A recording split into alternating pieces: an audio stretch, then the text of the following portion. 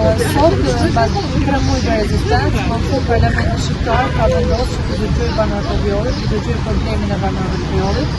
Dhe sot kena interpellantës me zëvës kryeministrin, pas kryeministri nuk pranoi që të ishte një interpellancë.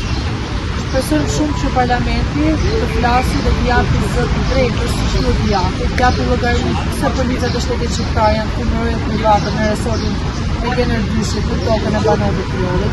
Ministri i Drejtësisë të japi llogari si është bërë regjistrimi i certifikatës pronësisë, kush ka qenë drejtuesi dhe çfarë lëvizjesh janë bërë nëpër hipoteka, ku është regjistruar kjo certifikat pronësie. Për të parë tonë, kjo ka qenë toka buks, edhe pranojnë e mbërë me shumë indignat dhe me shumë krenari, sa aty kanë jetu me qëta të vështësi.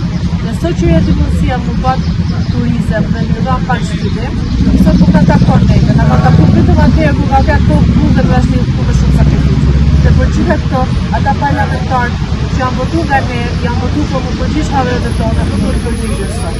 Ne arrim të bashkëpunojmë edhe këtu tek Parlamenti Shqiptar ku kena ardhur sot, do vim nesër, do vim çdo ditë do të jenë protest, pavarësisht se njerëzit tani kanë edhe sezonin e punëve të tyre, por ne do të jena bashkë. Ju premtoj ju që punoni që të ulni fshatin e Rriolit, që të marrni pronat e fshatit të Rriolit, se nuk do të arrini në asnjë moment.